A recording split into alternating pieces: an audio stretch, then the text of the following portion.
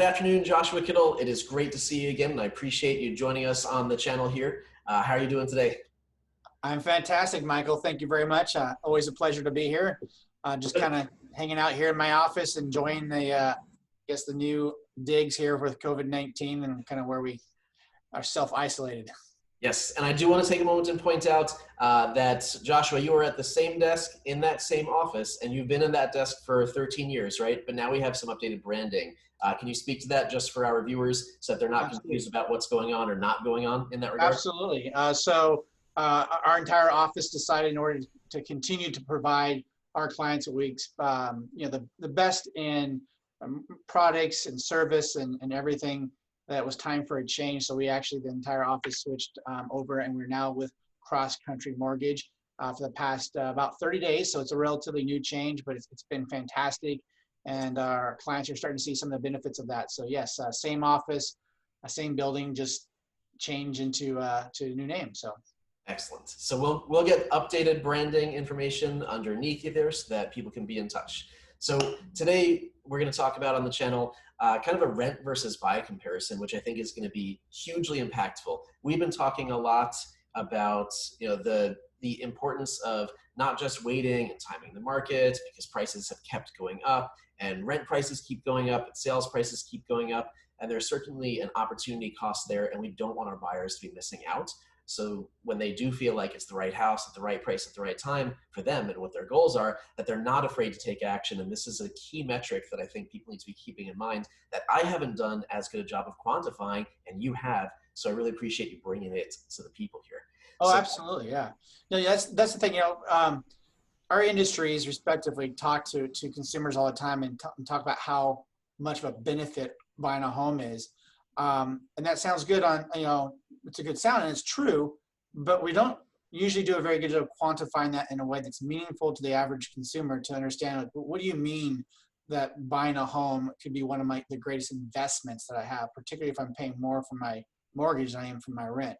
And so the report that we're going to review is going to kind of go over that. And what I want to point out before we start digging into the report here, we're going to do a screen share, is the information contained in the report. And I do these customized reports for my clients that we're looking at their reality. But we use just local stats to determine what's the historical appreciation of a home value and what's the forecasted home value for a given county, because it changes from county to county. National numbers are great, but Oregon is not New York, and Lane County is not Benton County. So we pulled stats for those areas. And then based on just the different profiles, we look at where interest rates are, where we think rates might be going. And we just we take everything into account. And you'll see that in the report that we take into account, what's it cost if you own a home, you have to do the maintenance. So there's costs we got to factor in there. If you buy a home, you're going to have costs to get into the home. And when you eventually sell, you have costs to get out of the home. So we got to take that into comparison. And what you'll see when we look at the report is we try to take everything into account, do a side-by-side comparison so a consumer can kind of see what things might look like down the road. So it's a great report. And that's the key thing that you led that off with right there, is that we want to make sure that people realize that sometimes at face value, it looks like owning a home is more expensive because your monthly, check that you're writing might be more, but that's not the whole picture. Right. So shall we screen share here and get some of those? Absolutely, it's a screen share. Again, this is called the buy versus rent analysis.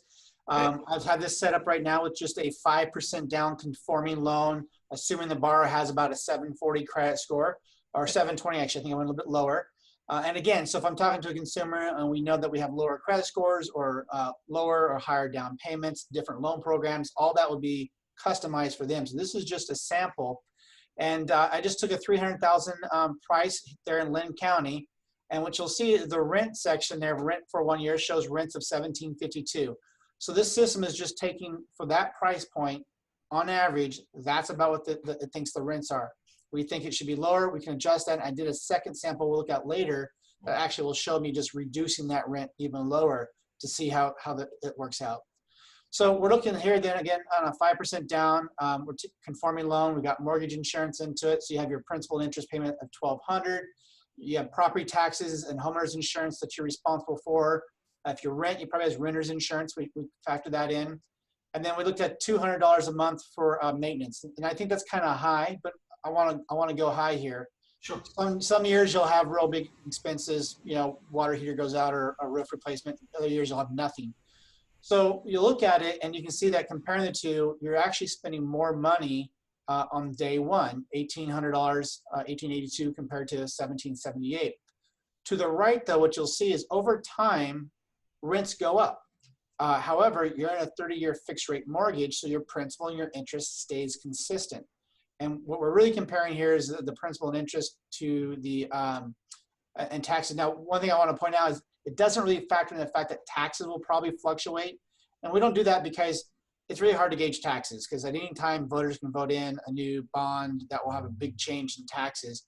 And really taxes as a percentage of your payment is such a small amount, but there is a little bit of change that would happen over time related to taxes. But you can see is even though you start out on day one paying more, over time that mortgage payment becomes less and less of a burden and actually starts to become less than if you were renting.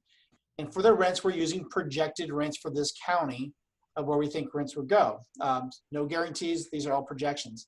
So what I want to show is, so the first box down below green, 29,560, what that's showing is at year 9, when you take what you paid a little bit more money to own in the first few years, but less the next several years, you actually spent $29,560 less on your mortgage payments per month cumulative compared to rent cumulative.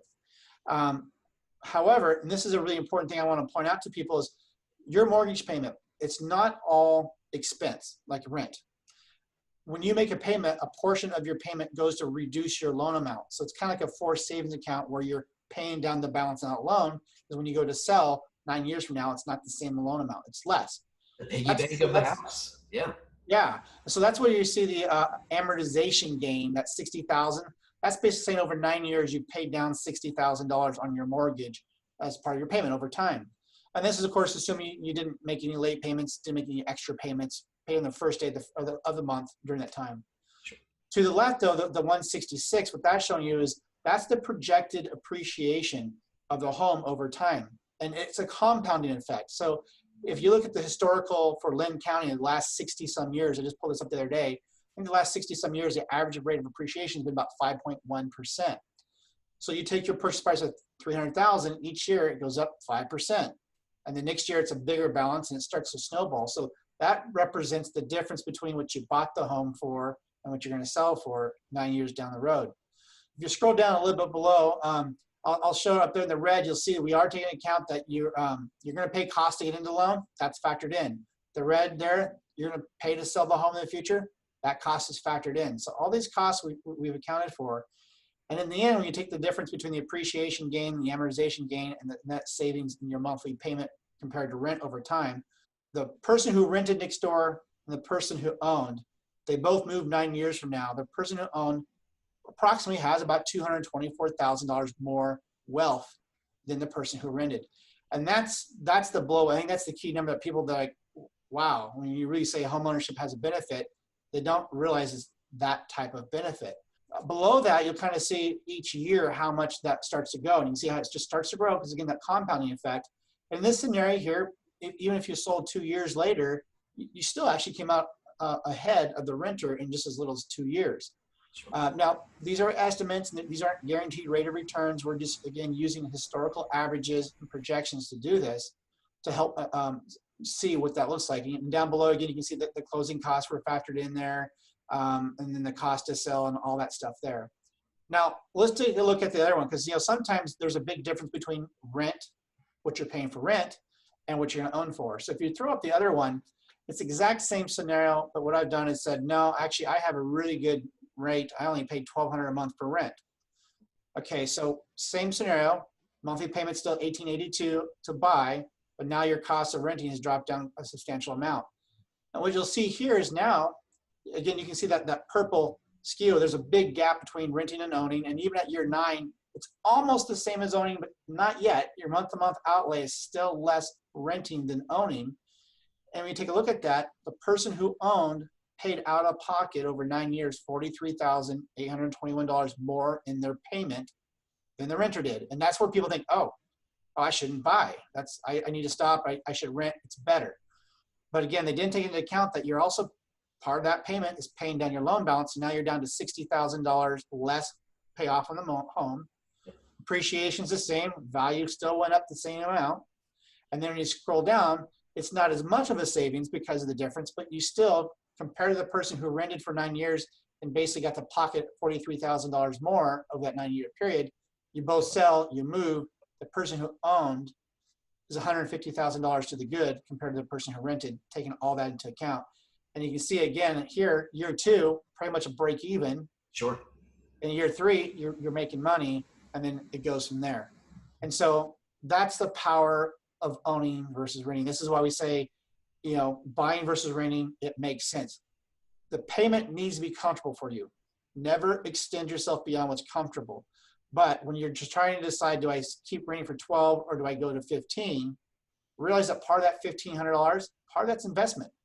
So think of it as like feeding into a retirement account. And so that's what the buy versus rent shows. And this is why, again, our industry, your industry says, look, owning a home in the long term has always been one of the greatest investment tools for the average person. No rate of return is guaranteed, obviously. People will come back to me and say, well, geez, Josh, what happened in 2007? Bought at the top of the market crashed. This is true. If you're investing and trying to flip properties, you got stung. But even the person who bought the top of the market in 2007, you look at the home values today, they still came out ahead. It was still better than that. So yeah, that's something that can, if you're buying these as short term, you have to be more cognizant of the market. But longer term, this is kind of how the numbers look. Yeah, and Joshua, this is a really interesting comparison, these two examples, because in this second example, you're looking at the cost of renting per month being way less, and we all know that that's usually not what happens anyway. I mean, when people are renting out their home to someone else, it's usually to make money, so the cost of renting is often completely the opposite. It's often more, but this still stretches the example to say, well, what if someone's saying that their rent is just a screaming deal? The homeowner still ends up ahead as time goes by, because of what you just said. And do you mind if I switch back to that other one for a second? Yeah, no, go ahead. And after you and I talked, I made another video, or maybe it was my monthly update, something like that recently, where you talked about the importance of locking in that great interest rate. And that's what you're seeing here too, is you're locking in your interest rate and you're locking in your monthly payment when you buy a home. So years from now, even though taxes change a little bit, right, your monthly payment is still basically the same, which starts to feel like a pretty good deal as time goes by, whereas we all know that those rent prices just keep going up. Change, right. And the other scenario too, it could just not be that you have a great deal on your rent. Maybe you're renting a place as a 2-bedroom apartment for $1,200, but you're wanting to buy a 4-bedroom, 2-bath house. There you go. What does it feel like? Well, this still shows you that even though you're changing the payment, you're getting more for that payment, but in addition for just living day to day, but you're also getting these other benefits. So it can be used that way as well. But because sometimes we like to buy more house than what we're paying to rent. That's true. And this illustrates the long-term impact very well, and happens to match up pretty well with some cost of living figures that we were seeing just as we were looking back into like Sperling's best places for the past 10 years too. They were talking about in Benton County, I think it was 46% appreciation. That was just a total average. I mean, I can tell you as an investor myself that I've got duplexes that have doubled in value, not 46% appreciation in 10 years. They've doubled. So that's just an average even of all the stuff that's out there. This really is a powerful tool and a really important comparison so that people don't get trapped in the mindset of it costs less to rent. Meanwhile, all that money is gone and they're never getting appreciation or payoff either. Exactly. Yeah, I mean, I wish I could tell you the number of times I've had conversations with clients and stuff when we go to refinance them in 5 years or so, because the market's rates are getting better and better. And they're kind of surprised, like, wow, I've got that much equity already. So it really is powerful to own. Plus, you get to have Fido and paint it whatever color you want. There's lots of benefits that aren't just financial. There's huge emotional benefits there too, which is one of the reasons we do what we do. So I really appreciate you sharing this. And Joshua, you're able to run these kind of comparisons for our clients, when they've got specific examples too, right? Absolutely. And again, that's where the really powerful comes in, because, some clients are at 620 credit score. So the interest rate's going to be different, or they're doing 100% down or 0% down. So 100% loan. What does that look like? Because all those numbers change. So yeah, we've changed all those numbers.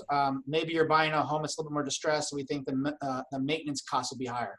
We can increase that. Or maybe it's a brand new home. we can decrease it. So yeah, we can make all those adjustments. And again, the data we're pulling from is being pulled from the kind of stats for that county. So it's county by county. So it makes it more meaningful. That's major. I really appreciate you taking the time to do this for our clients and also to help get this out to other people through this platform. So thank you. And for regulatory purposes, we've been using example interest rates, example payments, but it's not a commitment to lend. What's the other fancy stuff we need to say?